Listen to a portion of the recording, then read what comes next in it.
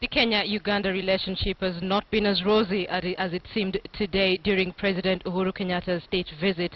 From the ownership of Migingo Island to cattle rustling at the two countries' northern border, international relation experts say this seems to be the best times ever for relations between the two countries.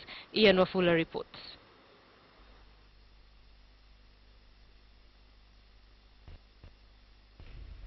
Your Excellency, President Uhuru Museveni, and First Lady Janet Museveni. The relation between Kenya and Uganda has not been a bed of roses since both countries gained independence at almost the same time. In fact, international relation experts say the two countries have shared their best moments yet since President Uhuru Kenyatta took office. In came President Idi Amin back in 1976 when he attempted to draw fresh boundary lines of the two countries. Amin wanted back all districts that were part of Uganda before the colonial demarcation of the territorial boundaries. This would include Nyanza region all the way to the larger Rift Valley province in Naivasha. But President Jomo Kenyatta would hear none of it. He took a swipe at Idi Amin and said that he would block all Uganda's imports that came through the port of Mombasa. Fast forward to 2010, delegations from both Kenya and Uganda would be engaged in constant meetings to review the Migingo Island border in a bid to end the wrangles. Both countries were convinced beyond doubt that Migingo was within their water space, but that issue has since been swept under the carpet, experts say. The Migingo, and as Ugandans would like to call it Migingo, it's a small thing. I don't think it was resolved. Settled, yes. Resolved, not quite. It is one of those irritants. If one was to consider the answer given by President Museveni that the island belongs to Kenya, but the waters are Ugandan. And in 2013, President Uhuru Museveni could not hold back but show his dismay over the Pokot cattle rustlers who allegedly crossed the border engaging in stock theft.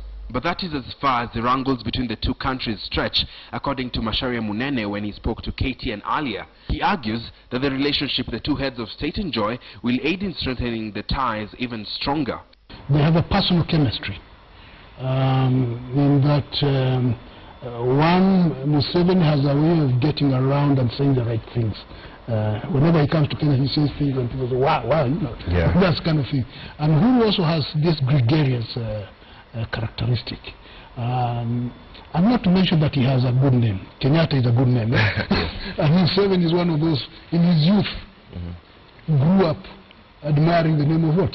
Of course, the other Kenyatta, the older one. Yeah, the older one. And so he can see in the young man. President Uhuru Kenyatta's visit could just be the beginning of another chapter for the two countries. It was what some called a historic speech, and the Ugandan members of parliament have reacted to this speech. We sampled some of their comments. Listening.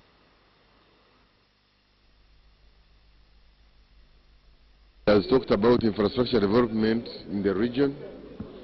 He has talked about fighting corruption, security, employment for our people, and the welfare.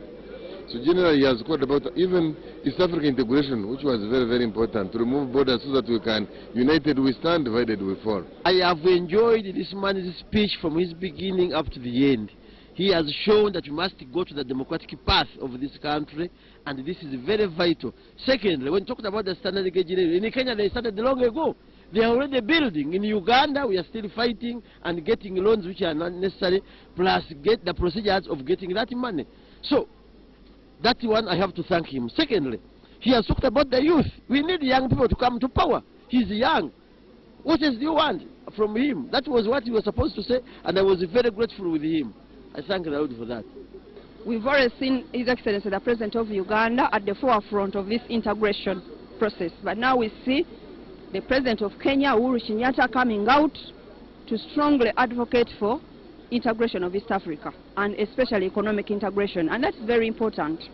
He covered many issues related to East African integration, the security of our region, the need for economic development and prosperity, and the future of the youth. So I think it was a very comprehensive statement and very inspiring.